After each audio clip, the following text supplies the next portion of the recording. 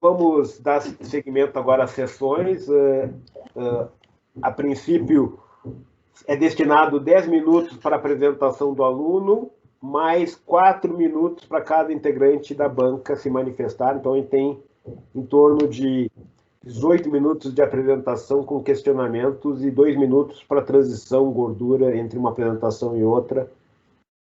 E se alguém quiser fazer alguma pergunta, pode, depois que a banca se manifestar, quiser se manifestar, fazer alguma pergunta, também vai poder fazê-lo. Então, quem vai coordenar essa sessão é a Vânia. Então, com a palavra, Vânia. Então, como o professor já disse, o primeiro aluno a se apresentar é o Henrique. Peço para ele já ir compartilhando a tela.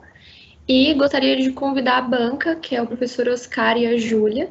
E já reitero o nosso agradecimento, né, por ter topado participar da banca dessa primeira sessão. Ao término da apresentação do Henrique, nós teremos a apresentação do Lucas e da Nicole com esse tempo de 2 minutos de troca entre os apresentadores. Então, eu peço para que os próximos apresentadores já fiquem dentro da sala para, assim que acabar, só iniciar a apresentação. Então, Henrique, tu já podes compartilhar a tua tela. Oi, Vânia. Eu não estou conseguindo compartilhar, a minha opção de compartilhar não está habilitada. Tá, eu vou fazer a alteração para todos, então. Já vai liberar. Deu, agora tu consegues. Está aparecendo o linkzinho.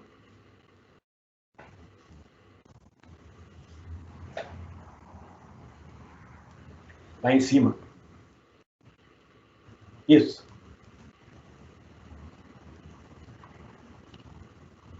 Estamos vendo.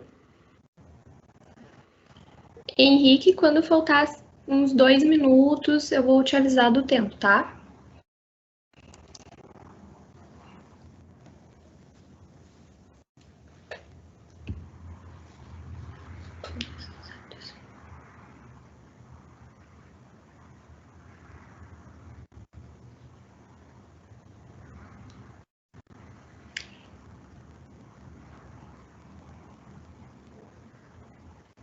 Henrique, o seu microfone está no mudo, não sei se... E é interessante pôr a tela em modo completo, Ctrl L. Isso. Oi? Agora sim. Tá, estão me ouvindo? Sim. Tá bom. Bom, boa tarde, então, a todos. Eu sou o Henrique, sou orientado pela professora Isabel e pelo professor Nilo, e eu vou apresentar uma parte do meu trabalho de mestrado, intitulado Estudo da concentração do suco de uva por osmose direta e evaporação térmica.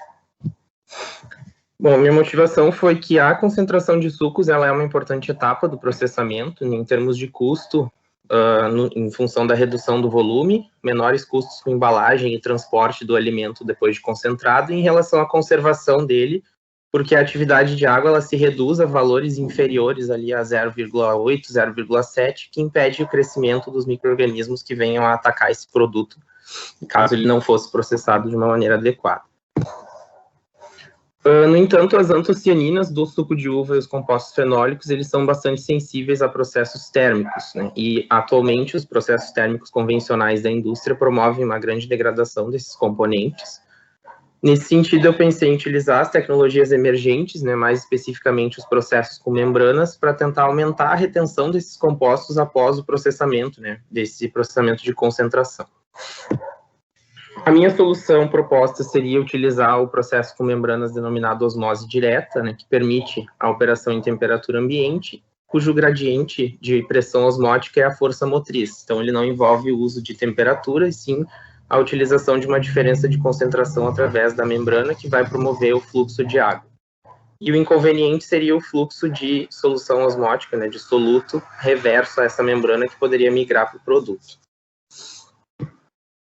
A solução seria utilizar a osmose direta como uma etapa de pré-concentração do suco de uva antes da evaporação térmica, no intuito de reduzir o dano térmico que o processo convencional causa a esse produto. Então, aqui eu apresentei um fluxograma, onde o suco integral ingressa no sistema de membranas e o suco pré-concentrado na saída do sistema é levado ao evaporador a vácuo para ele atingir a concentração final desejada.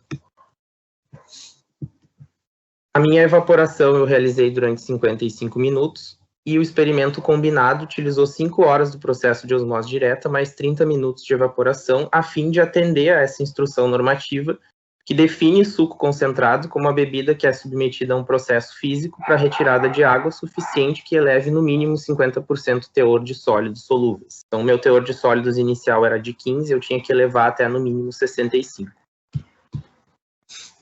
Aqui tem um esquema, uma foto, na realidade, do sistema de evaporação que eu utilizei, com um banho de aquecimento, o balão de evaporação e um condensador. Eu utilizei uma temperatura de 90 graus e um vácuo de 450 milímetros de mercúrio no sistema. Da osmose direta, foi previamente realizado, como uma outra parcela do meu trabalho de mestrado, um planejamento experimental para definir as condições de operação do sistema. Após esse planejamento, eu defini que as melhores condições foram uma velocidade de 27,8 no canal de membranas, centímetros por segundo, uma temperatura de 20 graus nas duas soluções, tanto na alimentação quanto na osmótica, e uma pressão osmótica da solução de NaCl de 270 atm. O ganho de massa foi registrado em balança analítica para calcular o fluxo de água e a variação global da condutividade elétrica permitiu determinar o fluxo inverso de soluto. Aqui tem uma foto do equipamento, né? Então o tanque 1 é o tanque de solução osmótica, eu utilizei NaCl, uma concentração 6 molar, com 270 atm de pressão osmótica. O tanque 2 é o tanque de alimentação, eles têm uma razão de volume de 1:10 para evitar os efeitos de diluição da solução osmótica. O 3 é o sistema de membranas, o módulo. 4 é a bomba peristáltica, que mantém a mesma vazão dos dois lados do canal. E o 5 é o condutivímetro, que permitiu registrar a variação da condutividade. 7 é a balança que a solução osmótica está para registrar a perda de massa. Aliás, o ganho de massa. Alguns estudos abordando essa concentração de suco por osmose direta que eu encontrei foram do Nayak em 2011, que também concentrou suco de uva, com a diferença de que ele utilizou limpezas de membranas entre os ciclos e ele conseguiu um aumento em 4,4 vezes do teor de sólidos, enquanto que o meu aumento foi só de 2,9. Depois, em 2019, mais 2 trabalhos utilizaram o sorbato de potássio como agente osmótico, ali, o trabalho do N et al. E isso foi, na minha concepção, foi uma solução concorrente, porque o sorbato ele funciona como um conservante de alimentos. Então, isso poderia também ser um potencial uso aí na indústria para abordar essa técnica. E o Kim, em 2019, utilizou cloreto de sódio também, com concentrações menores que as minhas, mas com temperatura semelhante. Só que ele percebeu intensa formação de fouling, que no meu caso eu não pude perceber isso na minha membrana, talvez porque o suco de uva tenha menos pectina que o suco de toranja.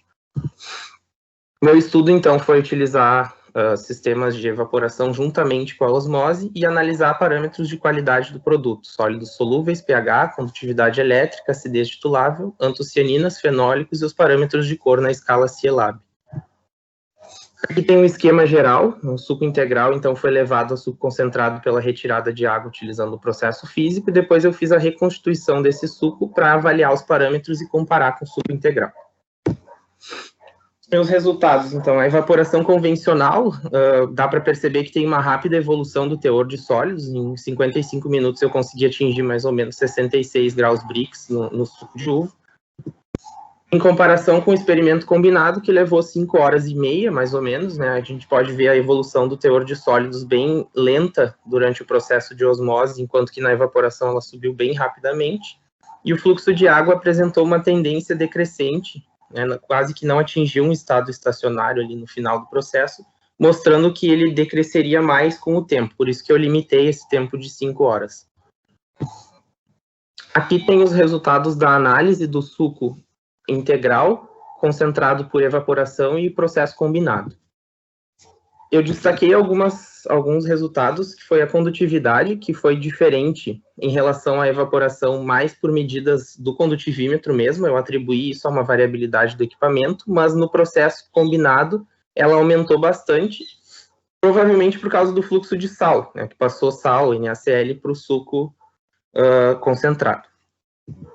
A acidez titulável, ela mudou em relação ao processo de evaporação e ao processo combinado, e foi diferente do suco integral, mas foram iguais entre si. Eu atribuí isso também, pelas pesquisas que eu fiz na literatura, que os compostos ácidos voláteis, eles são perdidos nos processos térmicos, independente do tempo que seja utilizado.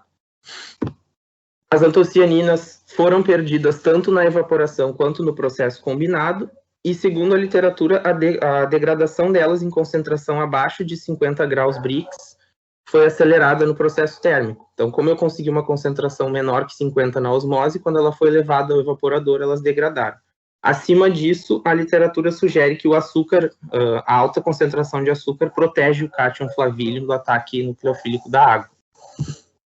Em relação aos fenólicos, eles não mudaram, né, durante o processo combinado, foram degradados na evaporação, como já era esperado, mas no processo combinado eles foram mantidos, sugerindo a presença de outros fenólicos mais resistentes ao calor e ao menor tempo de aquecimento que o processo combinado utilizou. Os parâmetros de cor, L, A e B, eles não mudaram significativamente. Eu fiz o cálculo do ΔE, eu até não apresentei na tabela, mas ele foi menor que 1, né, e vários estudos da literatura sugerem que valores menores que 1 não causam alterações de cor perceptíveis a olho nu. Como conclusão, então, eu tenho que a evaporação é um processo mais rápido. O processo combinado mostrou uma maior retenção dos compostos bioativos e dos fatores de qualidade, como já era esperado. E a osmose direta apresenta, então, um grande potencial como uma etapa de pré-concentração não térmica na indústria de alimentos para produtos líquidos. Meu trabalho já foi concluído e a defesa está prevista para julho desse ano. Obrigado pela atenção aí de todos. Obrigada pela apresentação, Henrique. Passo a palavra agora para o professor Oscar. A gente ainda tem um minutinho aí. Certo.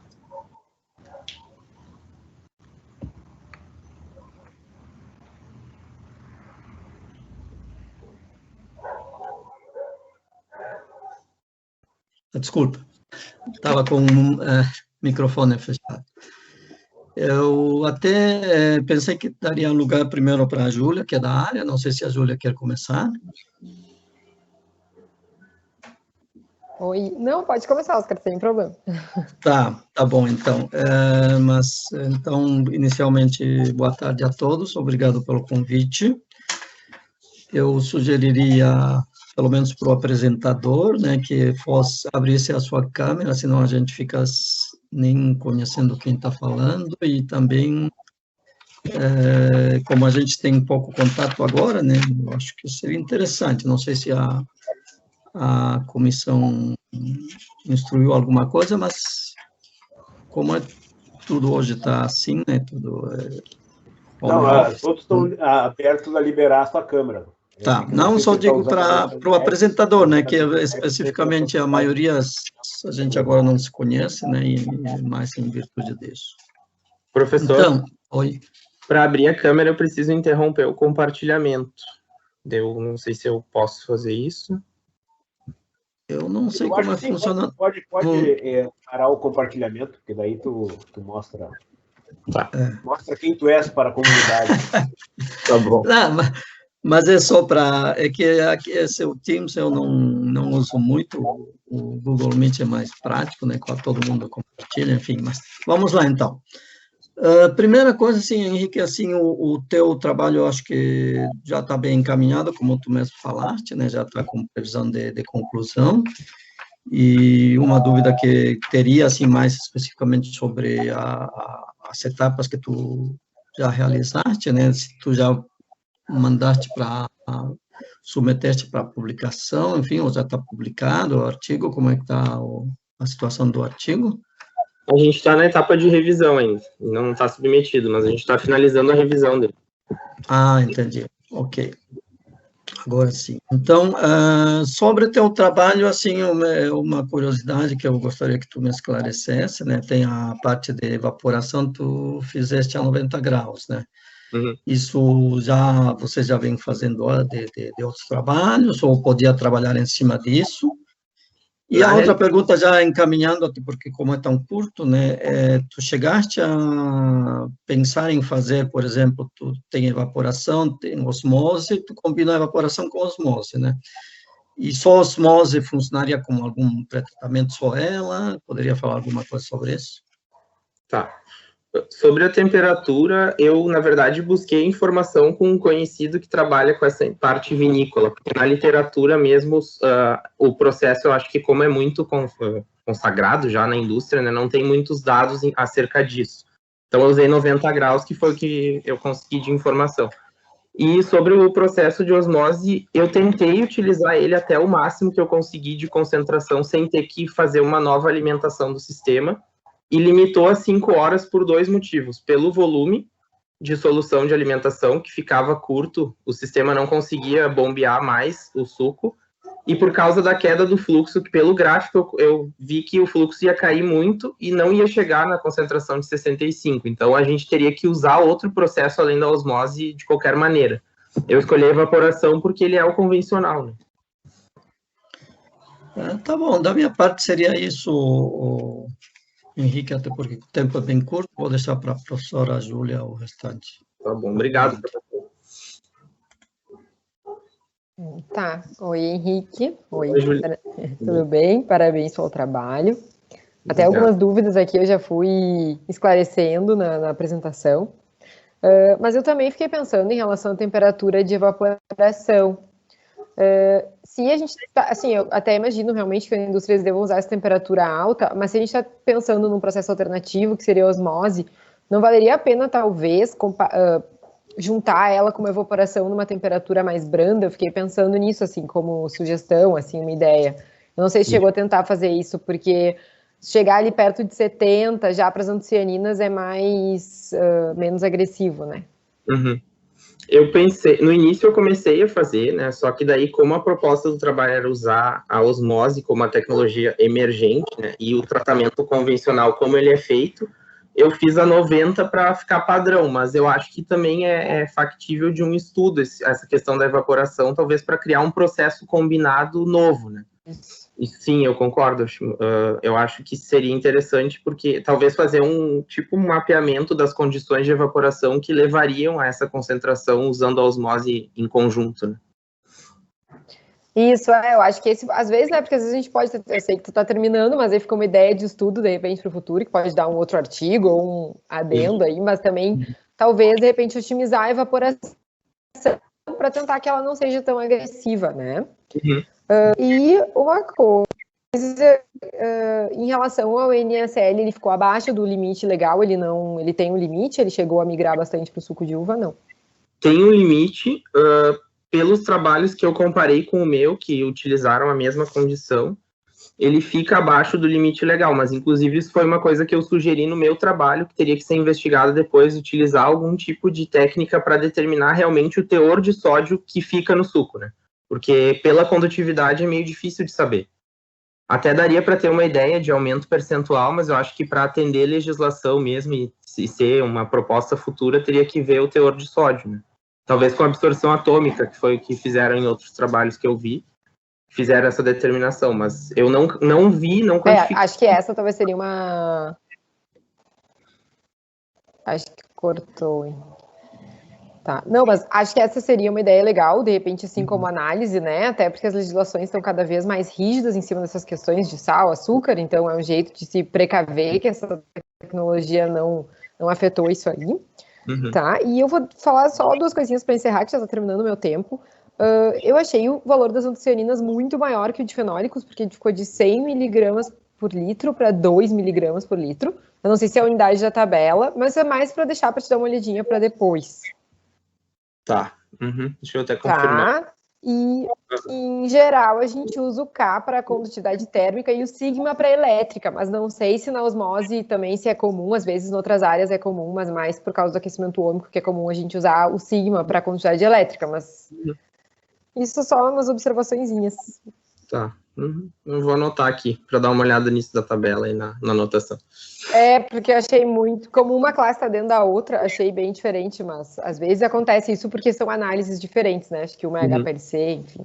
Não, as antocianinas eu fiz pelo pH diferencial e o fenólicos pelo tá. Pode ser. Sim, são bases diferentes para comparar. Mas então tá, é isso. Não quero passar meu tempo aqui. Obrigada pelo convite. Obrigado, Júlia. Muito obrigada, Henrique, pela apresentação, parabéns. Obrigada, professora Júlia, obrigada, professor Oscar. E agora eu vou abrir a palavra para a professora Liliana responder uma pergunta que foi enviada para o nosso site da última apresentação. Então, ouvindo, Vânia? Sim. Tá. Sim, estamos ouvindo. Tá, Jorge, tu pode fazer a pergunta, por favor? A pergunta foi a seguinte, foi na linha de bolsas, né? Nessa linha de bolsas, caso a média não seja atingida para o primeiro semestre, a bolsa será cancelada ou o aluno deve fazer nova inscrição para o mestrado.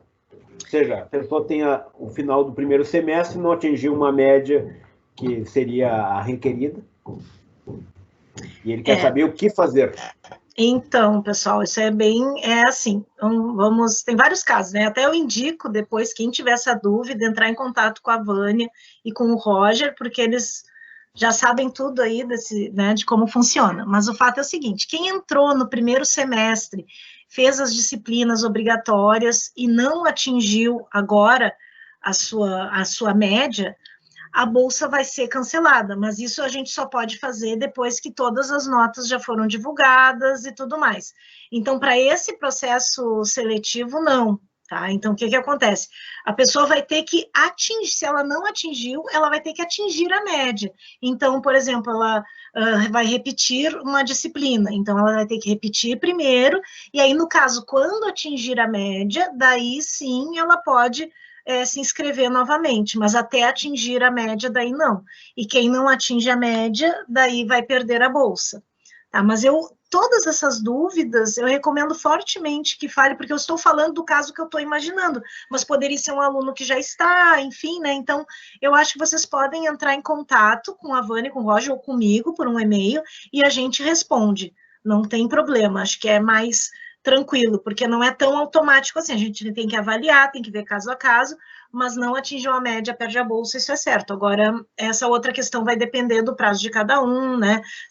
Mas tem que ter atingido a média para poder concorrer novamente, daí no caso, tá? E tem que repetir se alguém rodar numa disciplina, necessariamente no próximo semestre é necessário que essa pessoa refaça a mesma disciplina. Tá? Acho que é isso, né, Vânia? Isso. Obrigada, prof. Nada, que agradeço. Lucas, se tu já puder ir compartilhando a tua tela, tu tá aí? Tô aqui. É, Não vem?